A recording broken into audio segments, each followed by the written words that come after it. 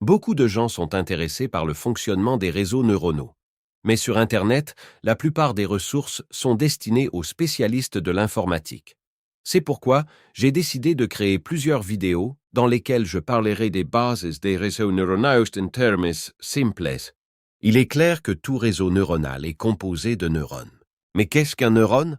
Un neurone est un morceau de code informatique qui effectue certains calculs. Complexe, demandez-vous. Examinons cela. Vous souvenez-vous, dans les petites classes, quand vous calculiez des formules similaires en mathématiques, A plus B plus C égale D. Félicitations, vous faites la même chose qu'un neurone. Un neurone peut avoir plusieurs entrées, mais comme exemple, prenons un neurone avec 3 entrées. Il additionne également les données. A, B et C seront alimentés dans le noyau du neurone. En réalité, ils seront simplement additionnés.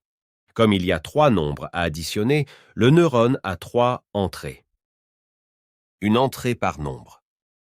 Comme dans la formule scolaire. Le neurone additionnera nos entrées et produira D en sortie. Pourquoi tout cela? Je vais vous l'expliquer avec un exemple. Imaginez que vous avez un appareil qui vous donne des informations sur la pluie, le vent et la température extérieure. Sur la base de ces données, il faut déterminer s'il faut porter un manteau ou si un short et un t-shirt suffisent. Utilisons un neurone pour cela. La pluie, le vent et la température sont nos A, B et C. Nous les introduirons dans le neurone. Mais comment représenter la pluie par un nombre? Très simple. Avec une pluie maximale, nous aurons 1 - 1 et avec un temps sec, un 0. Et des nombres intermédiaires pour des valeurs intermédiaires de pluie. Une légère bruine signifie moins 0,1. C'est comme un dixième d'une forte pluie. Il en va de même pour le vent. En cas d'ouragan, un -1 sera transmis. En cas de calme total, 0. Avec la température, nous ferons un peu différemment. Prenons 0 comme une température confortable pour nous. Avec un froid intense, un -1 sera transmis, et avec une chaleur, un +1. Maintenant, envoyons ces données aux neurones où elles seront additionnées, et nous obtiendrons un résultat à la sortie. Sur nos entrées, tout ce qui nous fait nous habiller plus chaudement est marqué comme des nombres négatifs, et ce qui nous fait nous déshabiller comme des positifs. Nous pouvons donc supposer que si la somme des entrées est inférieure à 0, il faut s'habiller. Et quand c'est plus, on peut rester en t-shirt. Vérifions nos hypothèses. S'il y a une légère pluie dehors, -0,3, et un léger vent, -0,2, et la température est un peu plus chaude que confortable, par exemple 0,1.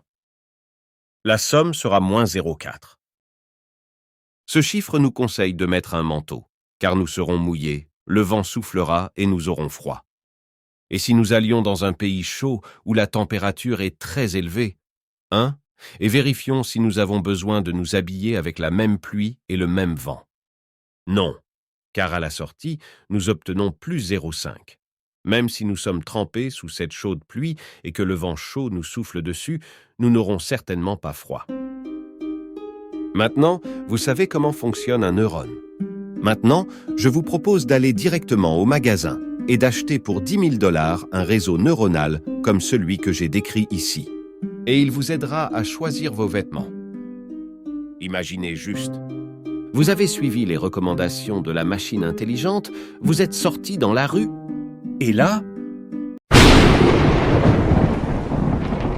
Oh! Quelque chose a mal tourné. Idiot! Vous ne leur avez pas tout dit. Bien sûr. Revendez rapidement votre réseau neuronal acheté. Quoi? Le magasin ne reprend pas le réseau neuronal? Eh bien, écrivez dans les commentaires. Et je vous rembourserai tout. Je dois encore vous parler d'un neurone. Mais est-ce qu'un neurone serait aussi impressionnant s'il ne faisait qu'additionner les entrées? Bien sûr que non.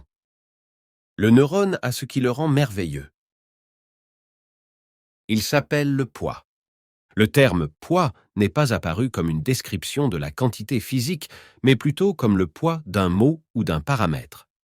Dans notre cas, le poids est l'importance de l'entrée.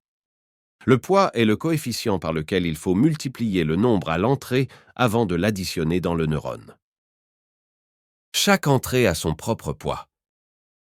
Ajoutons des poids à nos entrées et appelons-les B1, B2, B3. Maintenant, nous pouvons adapter le neurone à n'importe quelle personne. Par exemple, vous n'avez pas vraiment peur d'une légère pluie, mais vous avez très peur des courants d'air. Et en même temps, vous supportez facilement différentes températures. Ajustons les poids. Pour la pluie, faisons un coefficient de 0,5. Cela réduira l'effet de la pluie sur le résultat de moitié. Pour le vent, mettons un poids de 2. Cela doublera l'effet du vent. Et pour la température, mettons 0 pour qu'elle n'affecte pas du tout le résultat. Car qu'est-ce que la température pour un vrai morse? Maintenant, renvoyons à nouveau aux neurones les données que nous avons envoyées dans le premier exemple.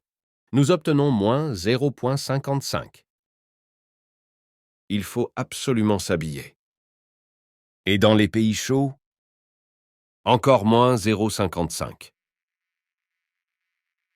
Car les palmiers sont des palmiers, les morses sont des morses, mais nous n'avons pas besoin de courant d'air. Et avec la pluie en plus. Fermez les fenêtres des bus et éteignez les climatiseurs, dans la chaleur. Vous en avez rencontré? Je pense qu'ils ont déjà acheté des réseaux neuronaux similaires. Voilà tout sur le perceptron. Il convient de noter qu'en réalité, les neurones ne sont pas utilisés seuls, comme dans notre exemple. Les neurones sont construits en réseau dans différentes configurations, souvent en couches, comme un gâteau. Et les couches peuvent être composées de centaines ou de milliers de neurones, permettant de décrire des centaines ou des milliers de paramètres. Les sorties de certains neurones sont fournies aux entrées d'autres neurones. Et tout cela est incroyablement complexe à l'intérieur. Et il peut y avoir de nombreuses sorties d'une telle structure multicouche. Un tel réseau est ajusté ou appris en ajustant les poids de tous les neurones qui le composent. Mais à ce sujet dans les prochaines vidéos. Mettez un like. Abonnez-vous à la chaîne. Et les réseaux neuronaux vous donneront toujours les bons résultats.